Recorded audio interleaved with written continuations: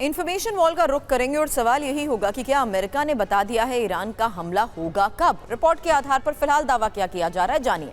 दावा यह कि ईरान इजराइल पर बड़े हमले की तैयारी तो कर ही रहा है और जिस तरीके से लगातार सोर्सेज से यह दावा किया जा रहा है, तारीख इंपॉर्टेंट है। अमेरिकी चुनाव और अमेरिकी चुनाव से पहले ईरान पर बड़े हमले को लेकर भी खबर बड़ी है करुणा। और तो क्या यह सबसे बड़ी गलती होने वाली ईरान की? बड़ा सवाल है। ईरान की निर्णायक और दर्दनाक जवाब देने की तैयारी, यहां पर आपको गौर करना होगा। अमेरिकी अधिकारियों के हवाले से यह बहुत बड़ा दावा है जो सीएनएन के जरिए किया गया। हालांकि इसमें इन ऑपरेशंस का जिक्र हम इसलिए कर रहे हैं क्योंकि ईरान अब ऑपरेशन ट्रू प्रॉमिस 3 का पहले ही ऐलान कर चुका है और इजराइल पर हमले के लिए ईरान ने जिस तरीके से ऑपरेशन की तैयारी की है उसको लेकर भी बड़े दावे किए जा रहे हैं। तो अब जीजी द्विवेदी सर, ये टाइमिंग एक बार फिर से बहुत इंपॉर्टेंट हो जाती है क्योंकि ये पहली बार नहीं है जब अमेरिकी चुनाव की तारीख से पहले इसको लेकर दावा किया जा रहा था कि इजराइल की भी अपने स्तर पर तैयारी है और वो बाकायदा अमेरिका के साथ अपने प्लान को साझा भी कर चुका है। लेकिन अब तो खबर आ रही है कि ईरान ही इजराइल पर बड़े हमले की तैयारी में है। देखो सुरभि, किसी भी युद्ध में, लड़ाई में टाइमिंग की बहुत अहमियत होती है क्योंकि टाइमिंग जो है इस दो तरह से होता है। एक तो पॉलिटिकल इसका मैसेजिंग होती है और एक मिलिट्री तौर पर। देखिए, जो अभी युद्ध चल रहा है ईरान और इजराइल के अंदर, ये टिट फॉर टैट स्ट्राइक्स है।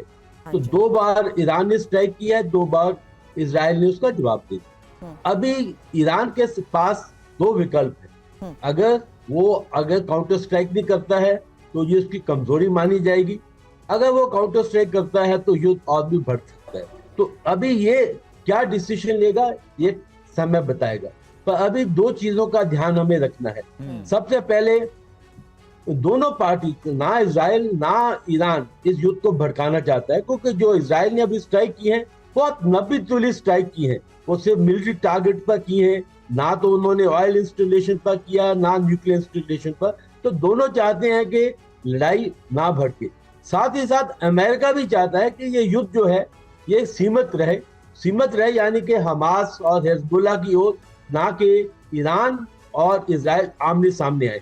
तो मेरा ख्याल है कि ये जो काउंटर स्ट्राइक जो ईरान बता रहे हैं वो शायद नहीं होगी क्योंकि ये इंफॉर्मेशन वॉरफेयर है, साइकोलॉजिकल वॉरफेयर है। अगर दोनों की रणनीति देखी जाए तो दोनों नहीं चाहते कि युद्ध भड़के। तो मेरा ख्याल है कि ये स्ट्राइक शायद नहीं होगी, पर इजराइल के ऑपरेशन जो है लेबनान की ओर और भी कड़े हो जाएंगे, हमास की ओर भी कड़े हो जाएंगे। यानी द्विवेदी सर, जो प्रॉक्सीज हैं उनको और भी हार्ड हिट किया जाएगा इजराइल की तरफ से, ये साफ है।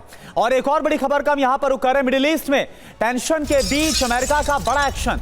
अमेरिका ने सीरिया में हवाई हमला किया है। सीरिया में आईएसआईएस के ठिकानों पर अटैक किया गया। हमले में आईएसआईएस के 35 लड़ाकों को ढेर किया गया है, यह खबर आ रही है सामने। और इस बीच इजरायली रक्षा मंत्री अब राफा के दौरे पर है। खबर यह कि आईडीएफ के ग्राउंड ऑपरेशंस की तैयारी को देखा जा रहा है और हमास के गढ़ में ही योव गैलेंट की मौजूदगी को लेकर भी करूंगी सवाल। उससे पहले, गैलेंट ने हमास के खात्मे की जो कसम खाई है उसी के तहत अब उनकी मौजूदगी, जहां लगातार हो रहे ऑपरेशंस के बारे में उन्होंने जानकारी भी ली है।